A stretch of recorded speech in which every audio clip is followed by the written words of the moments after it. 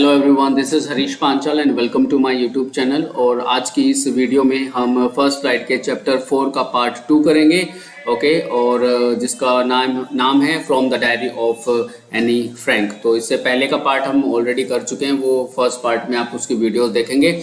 और पीछे से बैकग्राउंड से थोड़ा सा शोर अगर आ रहा है किसी भी चीज़ का तो आप उसको अवॉइड कीजिएगा। तो एनी फ्रैंक ने बात की थी पिछले पार्ट में कि वो क्यों एक डायरी लिखना चाहती है, और अब हम बात करते हैं कि वो डायरी में उसने क्या लिखा। सैटरडे 20 जून 1942 1942 20 जून 1942 और शनिवार का दिन है। डियरेस्ट किटी, उसने अपनी जो डायरी है उसका नाम किटी रखा है और वो क्या कहना चाहती है देखते हैं। Our entire class is quacking in its boots. Quacking in its boots एक फ्रेज है और प्रोवर्ब भी इसे कह सकते हैं कि अफरा तफरी मची हुई है पूरी क्लास में। The reason of course is not is the forthcoming meeting in which the teachers decide who will move up to the next form और who will be kept back। और इनका रिजल्ट आने वाला है और ऑब्वियसली क्लास में जो बहुत ज़्यादा ये परेशानी चल रही है, ये इस बात की परेशानी है कि टीचर्स की एक मीटिंग होगी जिसमें टीचर्स डिसाइड करेंगे कि आने वाले साल में नेक्स्ट क्लास में कितने बच्चे जाएंगे और कितने बच्चे इसी कक्षा में रहेंगे। Half the class is making bets, और आधी जो क्लास है वो शर्त लगा रही है। अब ये कुछ दोस्तों के नाम हैं एनी के, जैसे GN and I laugh are cells silly. GN इसके एक फ्रेंड है, वो और मैं बहुत ही मुर्गों की तरह हंसते हैं जब हमें ये पता चलता है at the two boys behind us, हमारे पीछे दो लड़के बैठे थे।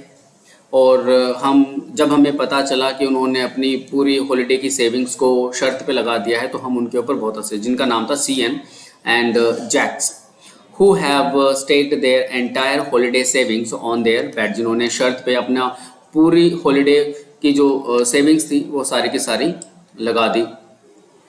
फ्रॉम मॉर्निंग टू नाइट, सुबह से रात तक, it is you are going to pass, no I am not, yes you are, no I am not. तो सुबह से शाम तक बच्चों में बस यही रहता था कि भाई तुम पास हो जाओगे, नहीं नहीं नहीं मैं पास नहीं हो सकता, तुम पास हो जाओगे, हाँ मैं पास हो जाऊंगी। इस तरीके की बातें बच्चों के दिमाग में चल रही थी, बच्चे इसी तरीके की बातें करते थे। And his pleading glances and my anger outburst can't calm them down। और इसके एक फ्रेंड है जी उनसे सभी बच्चों से रिक्वेस्ट करती थी कि चुप हो जाओ, और यहाँ तक कि मैं उनके ऊपर गुस्सा भी हो जाती थी, फिर भी वो बच्चे काम डाउन नहीं होते थे, चुप नहीं होते थे, शांत नहीं होते थे। इफ़ यू आस्क मी, अगर आप मेरे से पूछे, देर आर मैनी डमीज, बहुत सारे ऐसे मूर्ख बच्चे हैं, that about a quarter of the class should be kept back, के क्वार्टर ऑफ द क्लास जो है वो इस कक्षा के अंदर रोकी जानी चाहिए। But teachers are the most unpredictable creatures on earth. ये सबसे फेवरेट लाइन है मेरी, हमेशा मैं इस लाइन को बोलता भी हूँ कि जो टीचर्स होते हैं इस पूरे पृथ्वी के सबसे ज़्यादा अनप्रेडिक्टेबल क्रिएचर्स होते हैं, अनप्रेडिक्टेबल प्राणी होते हैं। टीचर्स का कुछ समझ में नहीं आता, किसी बच्चे की ज़्यादा गलती हो तो भी माफ़ कर देते हैं उसको, और छोटी सी गलती हो तो भी माफ़ नहीं करते।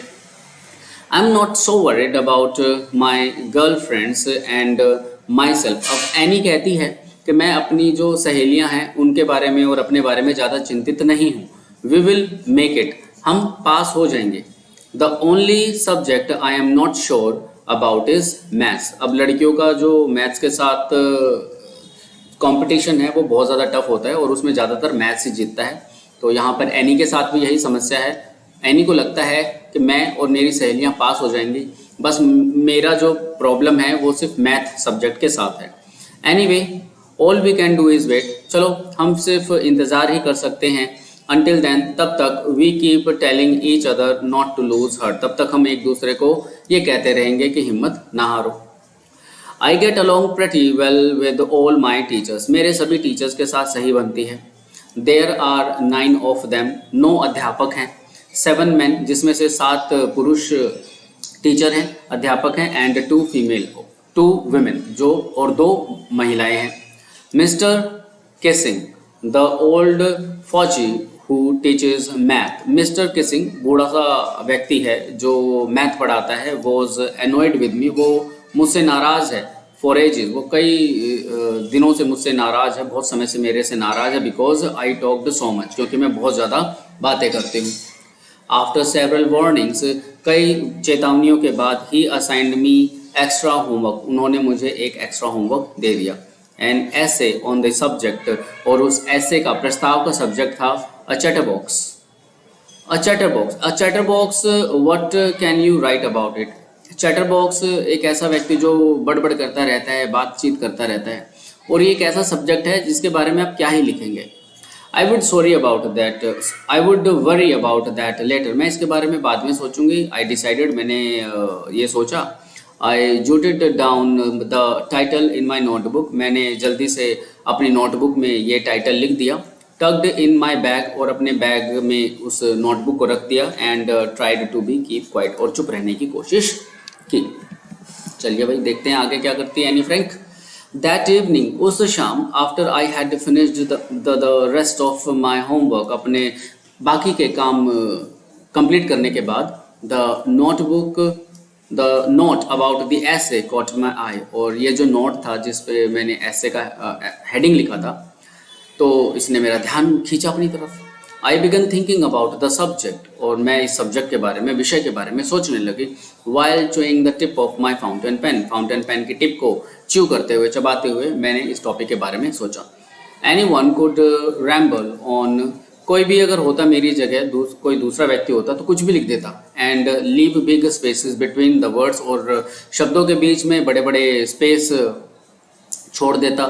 But the trick was to come up with convincing arguments, लेकिन असली बात तो ये थी कि मुझे उसमें कन्विंसिंग आर्ग्यूमेंट्स लिखने थे to prove the necessity of talking, जिससे ये साबित हो सके कि बोलना कितना ज़्यादा ज़रूरी है.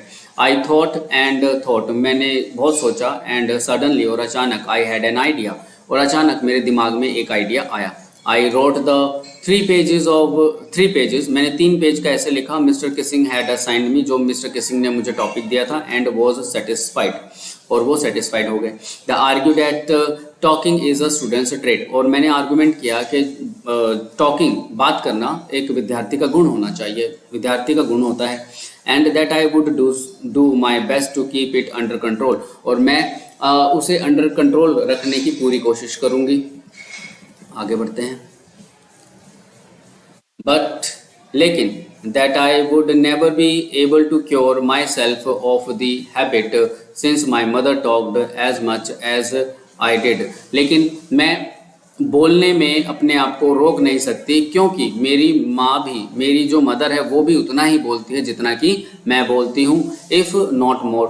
And that there is not much you can do about inherited traits, और आप उन गुणों के बारे में कुछ नहीं कर सकते जो आपको विरासत में मिले हो. तो मतलब ये आर्गुमेंट करती है कि बोलना स्टूडेंट का एक गुण होता है, और हालांकि मैं इसे कंट्रोल में रखूंगी, लेकिन फिर भी आप उन चीज़ों को कंट्रोल में नहीं कर सकते जो विरासत में मिली हो. और मेरी मदर भी बहुत ज़्यादा बोलती है, तो ये चीज़ मुझे विरासत में मिली है. Mister Keesing had a good laugh at my arguments, और मिस्टर किसिंग्स काफ़ी हंसे मेरे आर्ग्यूमेंट्स पे जब उन्होंने ऐसे पढ़ा. But when I proceeded to talk my way through the next lesson, लेकिन जब अगली क्लास में मैं वैसे ही बात कर रही थी जैसे हमेशा करती हूँ. ही असाइंड मी अ सेकेंड ऐसे, उन्होंने मुझे एक दूसरा ऐसे दे दिया. दिस टाइम, इस बार, it was suppose to be an incorrigible chatterbox, इस बार उन्होंने मुझे टॉपिक दिया एन इनकॉरिजिबल. ओके, और इनकॉरिजिबल का मतलब होता है एक ऐसा व्यक्ति जो कभी भी ठीक नहीं हो सकता, specially a bad quality.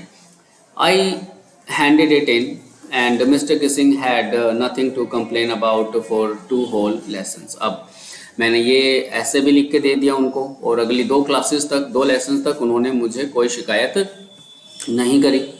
However, फिर भी during the 3rd lesson, तीसरे लेसन में, he had finally had enough, वो अपना आपा खो बैठे.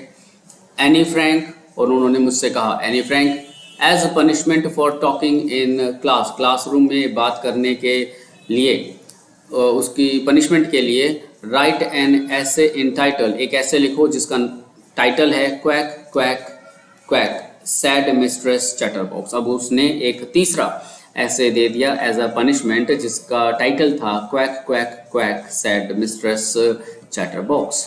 अब देखते हैं हमारी एनी क्या करती है इसके बारे में। द क्लास रोड, और जैसे ही अध्यापक इस टॉपिक को देते हैं तो पूरी क्लास हंसी के मारे चिल्ला उठती है। I had to laugh too, और मुझे भी हंसना था। Though I had nearly exhausted my ingenuity on the topic of chatterbox, हालांकि मैं पूर्ण रूप से ना बस मेरा आपा खो बैठी थी मैं, कि मैं जो कुछ भी उस चैटर बॉक्स टॉपिक के बारे में सोच सकती थी मैं सब कुछ सोच चुकी थी, लेकिन अब ये एक और टॉपिक मुझे दे दिया गया है उसी विषय पे। It was time to come up with something else, और अब की बार मुझे कुछ अलग करना था, समथिंग ओरिजिनल, कुछ ओरिजिनल लिखना था। माई फ्रेंड, मेरी एक सहेली थी Sen, who's good at poetry, जो कि कविता लिखने में अच्छी थी, offered to help me to write the essay from beginning to end। उसने मुझे मदद करी वर्सेस में, जैसे हम पोएम लिखते हैं वर्सेस में, ठीक है, वैसे ही उसने मेरी मदद करी शुरुआत से और आखिर तक उस कविता को, उस टॉपिक को पूरा करने में। And I jumped for joy, और मैं खुशी के मारे उछल पड़ी। Mister Keesing was trying to play a joke on me, mister Keesing मेरा मजाक उड़ाना चाहते थे विद दिस रिडिकुलस सब्जेक्ट, इस बेकार से बेतुके से विषय को देकर। बट लेकिन I would make sure the joke was on him, लेकिन मैं ये जो मजाक है, जोक है, उन्हीं का उड़ा दूंगी। आई फिनिश्ड माई पोएम, मैंने अपनी कविता फिनिश करी। एंड इट वॉज ब्यूटिफुल, और ये बहुत ही खूबसूरत कविता थी। It was about a mother duck, ये एक मदर डक के बारे में थी। एंड अ फादर स्वान, और एक फादर स्वान के बारे में थी। विद 3 बेबी डकलिंग्स, जिनके 3 बच्चे थे। Who were beaten to death by the father, जिनको पीट कर मार दिया जाता है फादर स्वान के द्वारा। बिकॉज, क्योंकि दे क्वैक्ड टू मच, क्योंकि वे बहुत ज़्यादा क्वैक करते थे, बहुत ज़्यादा बातें करते थे। लकीली, और भाग्यवश, mister Keesing took the joke the right way, mister Keesing ने जोक को बिल्कुल सही तरीके से अपने ऊपर लिया। He read the poem to the class, और पूरी क्लास में उन्होंने इस कविता को लिखा। एडिंग हिज ऑन कमेंट्स, और अपने खुद के कमेंट्स भी उस पोएम के अंदर डाले। And to several other classes as well, और दूसरी क्लासेस में भी उन्होंने इस कविता को सुनाया।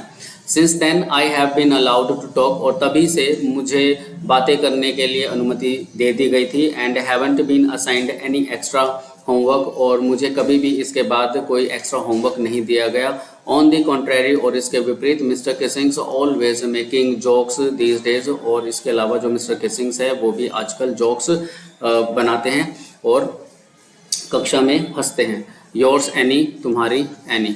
ये एक छोटा सा एक्सट्रैक्ट लिया गया है from the diary of Anne Frank से। आई होप सो ये चैप्टर आपको समझ में आ गया होगा। और हर क्लास में मैं आपको बोलता हूँ, सीबीएसई जो क्लास सीबीएसई का जो पेपर पैटर्न होता है, क्वेश्चंस जो होते हैं वो पूरे के पूरे चैप्टर के अंदर से ही होते हैं। तो वर्ड बाय वर्ड पढ़ने से ही बेनिफिट मिलेगा, सिर्फ समरी को पढ़ने से या देखने से आप अच्छे तरीके से पूरा आंसर नहीं लिख पाएंगे। ठीक है, तो हम मिलेंगे हमारी नेक्स्ट क्लास में। Thank you so much for your time and have a nice day to all of you. Bye bye, take care.